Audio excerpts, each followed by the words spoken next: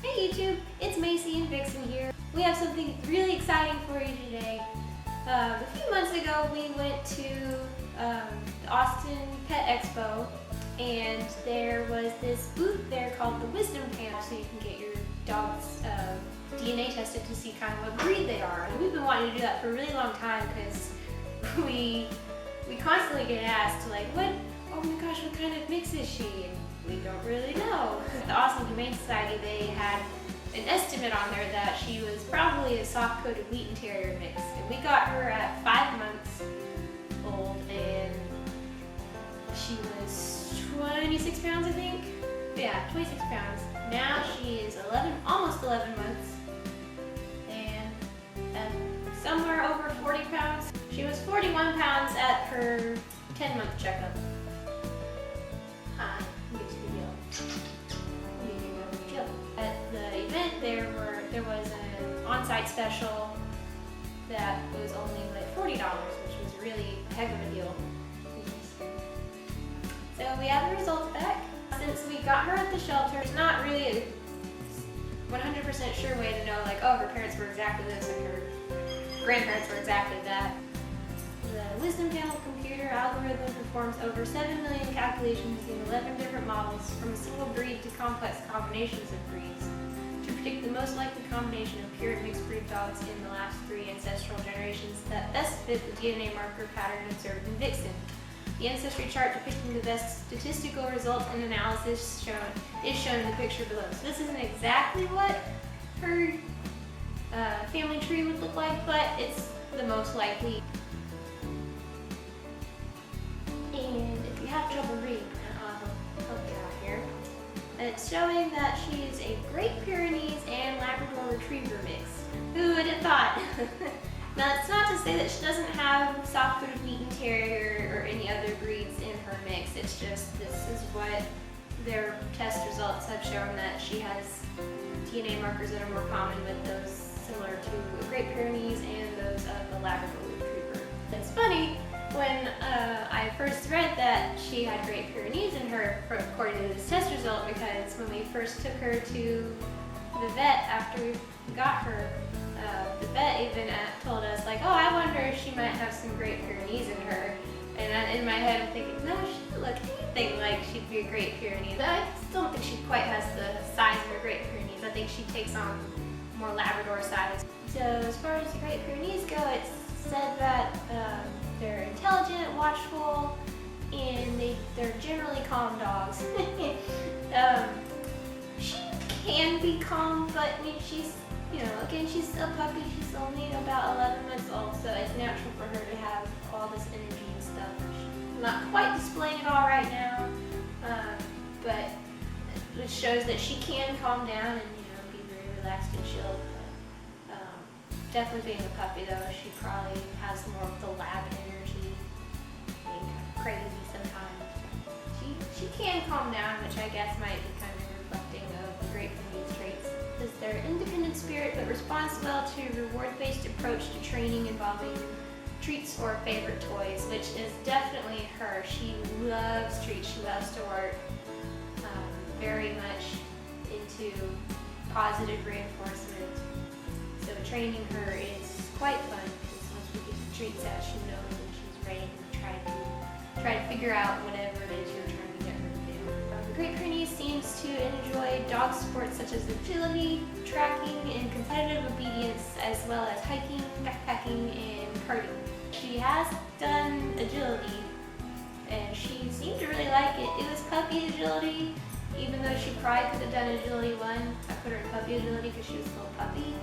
And so the bars and the jumps and stuff, everything is lowered to a much easier standard, so puppies don't overexert themselves. We'll be doing agility 1 because she seemed to really like it. Because they can be standoffish and wary with strangers and has a tendency to bark. She definitely does alert bark, but she's not really standoffish with strangers. Anybody that comes to the door, she announces that someone's at the door, hey. And as soon as we let them in, she's all about wanting to meet and greet them. She's just a very friendly dog. As far as Labrador traits go, it says they're usually happy-go-lucky, calm, or easygoing dogs, though some may be energetic. So she's energetic side just because she's still a puppy, but I think she'll definitely mellow out when she gets older. Labrador Retrievers enjoy dog sports such as agility, hunting, tracking, rallying, competitive obedience, retrieving, and swimming. She's not so much into water, but then again, the only times that we've tested it are for bath time, and she's so not a fan of bath time, but it's not on her own terms. You know, because we're making her take a bath and we're feeding her, but so I'm not entirely sure that she hates water altogether, but she definitely doesn't enjoy bath time. I haven't had a chance to really take her anywhere that I can kind of test out and like see how she would do with just jumping into a river or a lake or something. But again, she does love agility, so I want to take her to some more classes related to that. Since they're usually friendly and generally good family dogs, that's definitely fitting her. She gets along great with my nephew, who's about 6 months old at this point. She's very motherly toward him. Anytime he was fussy over something, she'd immediately run over and try and figure out what's wrong. She gave him so many kisses, and it's just very, very sweet around him. It says labs are quite food motivated, which may make it easier to teach them to drop retrieved items or not intended for play. We haven't quite worked on dropping the toys yet.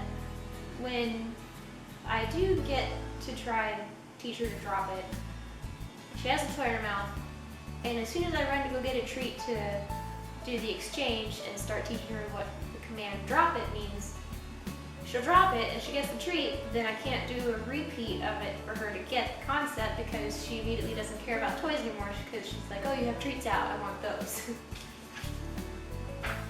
And along with being Great Pyrenees and Lab mix, there are clearly other mixes in her DNA. The wisdom panel does give you information on explaining this mixed breed ancestry that goes along with it. It says a portion of Vixen's ancestry was predicted to be mixed beyond the 3 generations we tested for. It is difficult to identify strong individual breed signals in this mixed portion, so we have listed the genetic breed groups with the strongest statistical likelihood below. The breed groups are listed in order of strength with the most likely at the top of the list. So we have at the top of the list the Middle East and African group.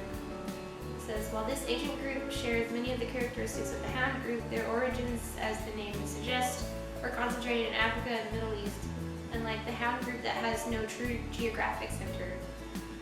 The example breeds that they have listed for it are African Hound, Senji, Saluki, and a Rhodesian Ridgeback, which I can't really see much of those in her as far as physical traits go, but maybe with behavioral traits that might be. I don't really know those types of dogs very well. I haven't interacted with a lot of them.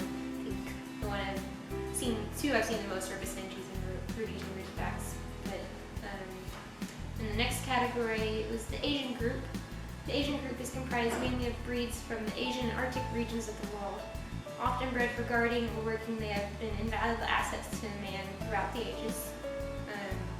And their examples are Alaskan Malamute, Chinese Shar-Pei, Chow Chow, and Siberian Husky.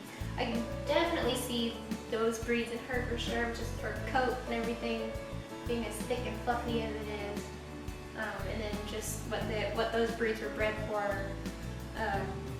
She kind of resembles some traits from them. And then the herding group, I definitely agree that she had herding breeds in her. The herding group is a diverse category. These highly intelligent breeds are developed to guard and control the movement of livestock. She has this funny way about her. When we have people come over, even if she's just met them, we're all gathered in like the living room or the kitchen.